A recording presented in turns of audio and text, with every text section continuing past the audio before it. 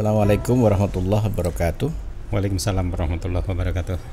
Bismillah, alhamdulillah, la haula wa la quwata illa billah. Allahumma salli ala sayyidina Muhammad abdika wa nabiyika rasulika nabil ummi wa ala alihi wa sahbihi wa sallim tasliman biqadri azamati zatika fi kulli waqtin wahin. Para santri di berbagai penjuru negeri, negara kesatuan Republik Indonesia yang tercinta, apa kabar kalian? Saya yakin kalian dalam keadaan baik bersama orang-orang tercinta di sekitar kalian, dan doa saya selalu kalian senantiasa mendapatkan limpahan karunia, rahmat, berkah dari Allah Subhanahu wa taala. Amin, amin, amin, amin. Sehingga kita semua bisa menjalani kehidupan sebagaimana seharusnya dikehendaki oleh Allah Subhanahu wa taala. Para santri, sebelum saya teruskan podcast ini dan kita berbincang dengan tamu mulia pada kali ini, jangan lupa like, subscribe dan share ke media sosial yang lain, Facebook, Twitter, Instagram, agar podcast ini berkembang. Dan bagi kalian yang sudah subscribe, saya sampaikan jazakumullah ahsanal jaza. Harapan saya podcast kali ini bisa memberikan inspirasi dan motivasi bagi kalian yang saat ini menjadi santri atau menjadi wali santri. Karena seperti yang pernah dulu saya alami, besok itu setelah keluar dari pesantren itu akan seperti apa, itu kita tidak bisa memprediksi. Berbeda dengan teman-teman yang sekolah, itu biasanya sudah punya cita-cita yang jelas gitu. Demikian juga ketika saya menjadi wali santri, anak saya mondok di berbagai tempat, kadang-kadang juga ragu, ini anak saya itu nanti akan seperti apa ya. Ya, saya harap podcast kita kali ini mendatangkan beliau yang alumni pesantren yang barangkali sama dengan kita dulu, tapi ternyata beliau juga berhasil menjadi businessman, berhasil menjadi pengasuh pesantren, berhasil karirnya menjadi hakim pengadilan agama yang saat ini berdinas di Malang ya. Malang ini kan kabupaten ya. Dan ini kan sesuatu yang sangat luar biasa. Para santri, assalamualaikum warahmatullahi wabarakatuh. Waalaikumsalam warahmatullahi wabarakatuh. Ustadz Muhammad Ghazali, ini di pesantren Al-Hikmah Purwasri ini adik kelas saya, insya Allah.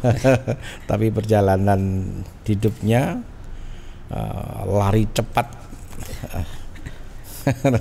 di atas rata-rata, lari jauh melampaui kecepatan lari saya. Saya ucapkan selamat akhirnya beliau rawuh ke sini, itu rezeki buat saya dan bagi kalian para santri.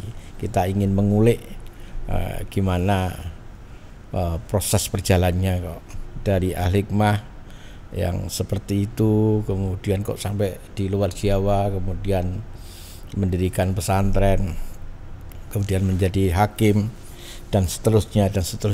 Ini rahasianya apa ini yang ingin saya ketahui. Pengalaman apa selama 3 tahun ini, tapi kan tidak lama itu di pesantren, tapi kok Purwasri itu kelihatannya melekat di dahi beliau. Ada pengalaman apa di Purwasri 3 tahun ini yang membuat panjenengan demikian luar biasa? Alhamdulillah Yai. Jadi memang kita barangkali ada sama, ada yang beda. Saya di pondok pesantren Al-Hikmah 3 tahun. Betul. Menurut saya bahwa Al-Hikmah itu luar biasa. Tugas saya pada saat itu menjadi santri itu, saya kebagian nyapu halaman. Jadi nyapu halaman pondok. Kemudian saya juga kalau sore buatin teh untuk Pak Guru, Ibu Guru yang Al-Hikmah sore. Itu ada MTS sore ya? Kan ada yang Al-Hikmah sore swasta. Betul. Kami bagian sama beliau Pak Hafid. Yang kelasnya di dalam ya? Iya, yang sore dulu. Kemudian saya sama Mbah Yai ada tugas untuk khususnya bersih-bersih. Bersih-bersih, jadi selain halaman pondok yang saya sapu, kalau pagi itu beliau buka pintu tempat anak putri, sampah-sampah putri itu. Nah, begitu dekat warungnya Mak Tibi? Sebelah dalam yang dari belakang dekat Oglengan Desel. Kan ada pintu kecil. Ya. Begitu pintu dibuka, saya masuk. Biasanya beliau tok-tok dulu, nanti anak putri yang sedang mandi yang apa kan masuk ke dalam. Terus pintu dibuka, kami langsung buangin sampah, saya bersihkan. Itu 2, 3 saya ditugaskan sama Mbak Yai kalau ada tamu, mungkin setelah jenengan, bagian saya buatin apa tamu, minuman tamu. Nanti kalau ada tamu biasanya kami dipanggil, terus nanti kami tunggu di masjid. Nanti tamu sudah pulang, kami bereskan kembali. Dan beliau sering bilang, ini tadi Pak Kiai, ini habiskan minumnya, gitu ya. Mudah-mudahan nanti kamu jadi kiai. Gitu ya. Jadi hikmahnya luar biasa. Tugas itu saya laksanakan hanya sami'na wa ata'na. Tidak ada tendensi apa sudah. Pokoknya bismillah, saya menjalankan perintah Pak Kiai. Ada berapa santri yang diberikan karunia seperti itu? Wallahu a'lam. Ya. Karena saya itu mimpi loh, pengen disuruh Pak Yai. Saya ngiri kalau ada teman-teman disuruh membersihkan jendela. Kok gak saya ya? Saya pernah sama bunda saya, Bu, saya pengen jadi sopir. Lu kenapa? Aku pengen jadi sopirnya Kiai, bisa ngantar-ngantar ke biaya kemana. Kamu ketimbang jadi sopirnya jadi Kiai sekalian apa? Gitu ya. Karena saking kepinginnya seperti jenengan. Itu kan enggak semua anak, misalnya 2-3 anak tidak ya? Enggak tahu, kita enggak sebenar, enggak tahu dengan pihak lain ya. Kemudian saya pun pernah diajak ceramah sama beliau, bawain tas, naik sedan yang Impala itu panjang itu. Waduh, kita hanya bisa menghayal. Menghayal kayak apa gitu ya. Terus habis itu ada beberapa pengalaman peristiwa yang menurut saya sangat membekas buat saya adalah bimbingan beliau di bidang leadership ya. Ketepatan dulu itu saya pernah ditunjuk untuk menjadi ketua itu pengumpulan zakat fitrah. Jadi ada yang untuk para santri atau untuk masyarakat? Biasanya kan kalau lebaran itu masyarakat kita edarkan kupon, nanti datang pas lebaran, malam lebaran kita tinggal bagi. Jadi pada saat itu saya sudah siapkan semua, beras sudah kita timbangin, sudah kita bungkusin, kupon sudah kita edarkan. Terus kurang 2 hari lebaran kami izin, Yai kami mau pulang, mau wangsul. Langsung beliau sudah mulai okono. Wah, saya kok merasa bahwa Mbak Yai duka. Terus akhirnya besok saya ulangi lagi, Yai saya tidak jadi pulang, mulio. Terus akhirnya yang berikutnya sore saya datang lagi, Yai saya nggak jadi pulang, lungguh. Terus beliau menyampaikan bahwa kalau kamu sudah dikasih amanah, jangan ditinggalkan di tengah jalan. Harus kamu selesaikan sampai besok selesai. Kalau kamu tidak sanggup, sekiranya nyampe menyelesaikan, bilang dari awal nggak sanggup, sehingga nanti biar saya tunjuk. Pemimpin itu ya harus begitu. Kalau sekali siap, ya sampai selesai. Gitu ya. Jangan putus di tengah jalan. Pada saat itu ya saya tidak pernah membayangkan jadi pemimpin ya. Kita nggak pernah membayangkan apa-apa. Pokoknya dalam kondisi tanda kutip ya ekonominya kami juga minal fuqara wal masakin ya. Jadi mana tinggal di mana tuh panjangan waktu itu? Di Balong Gebang, Gondang bagian Nganjuk bagian utara yang daerah Gersang. Oh gitu ya. Jadi kami pun kalau ke pondok di Sangoninya gaplek. Gapleknya banyak, nanti berasnya 5 kilo untuk 1 bulan karena kita masak sendiri ya. Alhamdulillah berkat teman-teman satu tim yang masak, akhirnya kita bisa bersama. Kemudian kami pun bagian tukang masak satu grup karena kami juga ikut numpang untuk masak tibul itu. Jadi komitmen beliau membangun santri dalam rangka membangun apa namanya karakter ya, istilahnya membangun karakter luar biasa. Istiqomahnya luar biasa. Terasa setelah kita sudah dewasa baru terasa. Jadi pembangunan karakter memang untuk di Pondok Al-Hikmah luar biasa. Ya begitu ya. Ya, sekalipun mungkin berbeda karakter ya. Artinya teman-teman mungkin berbeda cara penerimaannya ya. Tapi kalau untuk saya khususnya tuh luar biasa Pak ya. Setelah dari Al-Hikmah kemana? Saya langsung ke Jakarta. Ke Jakarta saya kepengennya dulu dapat beasiswa di Libya. Di Libya yang punya Saudi Arabia itu. Terus kepengennya nanti kalau di situ saya langsung mau ke Mesir, kepengennya. Tapi ternyata Allah mentakdirkan saya cukup sampai IAIN di Jakarta ya. Libya tahun pertama saya masuk sore. Kemudian disuruh sama paman saya daftar di IAIN. Terus alhamdulillah lulus di IAIN. Akhirnya pagi di IAIN, sore di Libya. Nanti tugas ngajar ngajinya kalau habis subuh dengan habis maghrib dengan orang tua angkat saya di Jakarta. Saya tugaskan untuk ngajar ngaji putra putrinya gitu. Kemudian menjadi hakim setelah lulus dari apa di Syariah dulu? Iya, saya di Syariah. Di Syariah di Jakarta. Sambil itu setelah lulus ya langsung ditugaskan di Kalimantan. Cuman di Jakarta kita pesannya Mbah Yai dulu di mana berada supaya apa yang bisa kita sampaikan kita ajarkan. Jadi di Jakarta saya juga buka apa itu coro sekarang ya TPQ apa madrasah sudah ada gitu ya. Kita buka dengan kerjasama dengan masyarakat di tempat di mana yang kita inginkan gitu ya. Kalau di sana ada dulu di Ciracas di Jakarta Timur itu dulu kepada ada kakak saya di sana.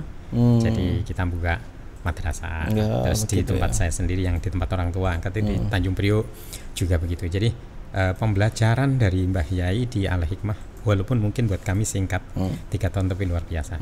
Yang kedua beliau tuh pesan sama saya pada saat saya mau berangkat itu ya dikasih ijazah ya gitu. Nanti kalau kamu di perjalanan kok mengalami kesusahan, baca aja ya Rahman ya Rahim. Itu gitu ya. Jadi luar biasa. Dan ijazah itu diberikan apa umum atau sendiri? Pada saat kami mau berangkat ke Jakarta itu saya sudah pamitan. Sebenarnya pada saat itu teman-teman kan sudah pulang, kami belum boleh pulang karena kami dulu bagian bendahara. Jadi bendahara itu nggak boleh diganti sama biaya. Wes Ben Ghazali aja bendahara. Terus akhirnya teman-teman sudah pulang, saya belum pulang. Terus akhirnya saya pamit, Bayi saya mau ke Jakarta. Beliau bilang, "Enggak usah. Di sini aja, engko tak ajarin ngaji Ibnu Aqil. Gua awakmu ben dadi kiai." Ngono dulu. Mboten yai. Ya kita kan enggak punya cita-cita ya. Mboten yai kula badhe nang Jakarta saya. Terus akhirnya besok lagi saya datang lagi setelah nyapu-nyapu. Saya datang lagi juga izin yai kula badhe nang Jakarta. Oh enggak usah, awakmu niki kene. Gua tak ajarin ilmu apa itu, ilmu hikmah begitu ya kira-kira.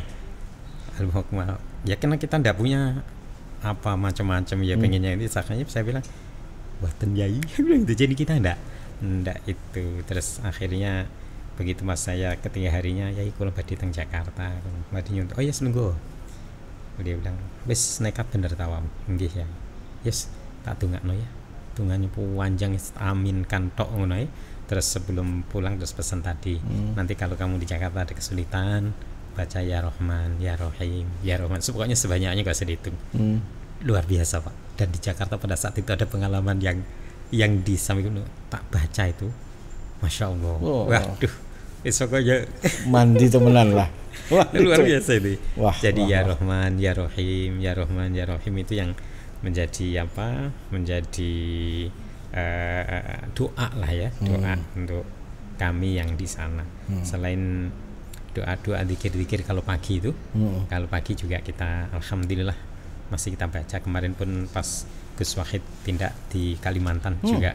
Ada acara apa di Kalimantan? Ada pas acara wisuda santri, kita undang beliau ke sana juga. Beliau menyampaikan untuk itu supaya dilanjutkan. Kalau ada teman-teman yang minta dikasih aja, gitu katanya. Jadi kan ada. Jadi kalau itu para santri besok kalau saya meninggal saya akan matur kepada Yai Badus kenapa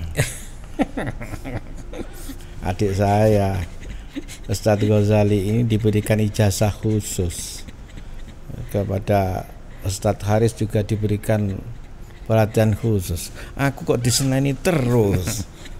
Besok akan saya tanya pada ya. Atau mungkin pola pendidikan Mbak Yai memang berbeda-beda. Berbeda mungkin sesuai dengan hari esoknya begitu kan mungkin ya. Oh iya.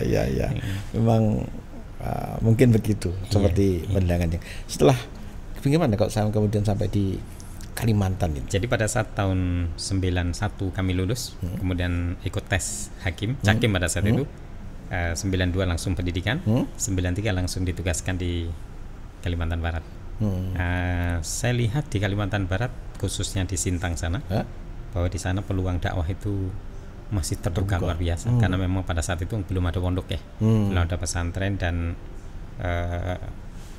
transmigran baru datang.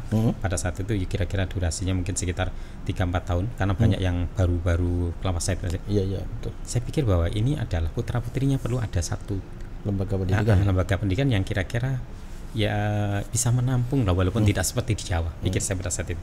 Terus akhirnya kita niatnya juga dakwah. Terus kemudian mulai kita rintis untuk pertamanya ya madrasah aliyah, kemudian kita juga buat di lokasi-lokasi transmigrasi dengan kawan-kawan. Terus akhirnya berjalan begitu. Kemudian kemudian mukim, kita ada tempat mukim, barulah mulai berproses dengan pondok pesantren itu sendiri. Ya sampai sekarang di sana masih peluang-peluang dakwah luar biasa. Gitu ya. Sehingga kalau memang putra-putri dengan santri-santrinya itu ada yang berminat dakwah, saya aturi ke sana, Kalimantan, dan di Kalimantan sana Barat. Kemarin juga baru ada banyak mu'alaf ya, yang saudara-saudara kita yang dari Dayak masuk Islam. Itu ada hampir 1 dusun gitu, itu masuk Islam juga. Dan itu pembinaannya yang memang belum maksimal, sumber daya manusianya mungkin. Karena memang terbatas ya.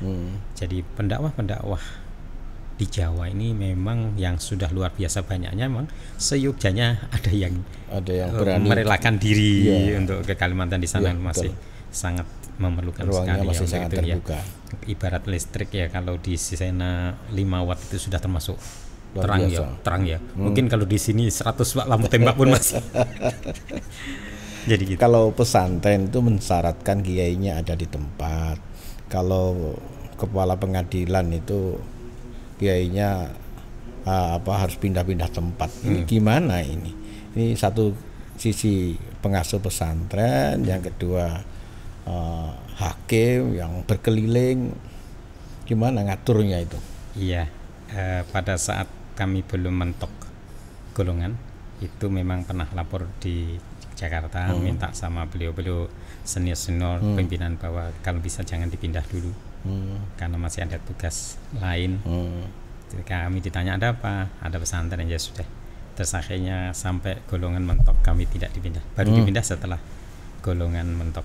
Sehingga kesempatan yang diberikan itu saya pakai untuk melakukan pembinaan dan pengkaderan terhadap adik-adik yang memiliki kompetensi ya di bidang pendidikan dan tim itu sendiri. Sehingga pada saat tahun 2003 itu kita sudah langsung buka perguruan tinggi, Sekolah Tinggi Agama Islam Ma'arif. Disitulah sebagai calon-calon akhirnya saat ini yang banyak mengendalikan di pondok itu sendiri, gitu. Gitu ya. Ya. Nah, luar biasa ini pengalaman yang luar biasa. Ya, kalau di sana masih belum maksimal. Semoga-moga apa yang sampaikan menjadi pengalaman bagi para santri di sini, dan khususnya santri pesantren Al-Hikmah Purwasri. Amin.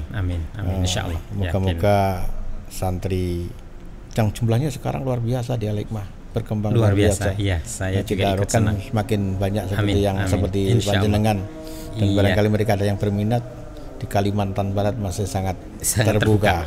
Ya, insyaallah. Para santri, itu podcast kita dengan beliau. Kalau kita perpanjang bisa berjam-jam, bahkan mungkin sehari penuh, karena pasti banyak pengalaman-pengalaman yang luar biasa. Tapi dari apa yang beliau tuturkan tadi, ada banyak hal yang panjenengan para santri dan wali santri bisa mensarikan. Kesimpulannya adalah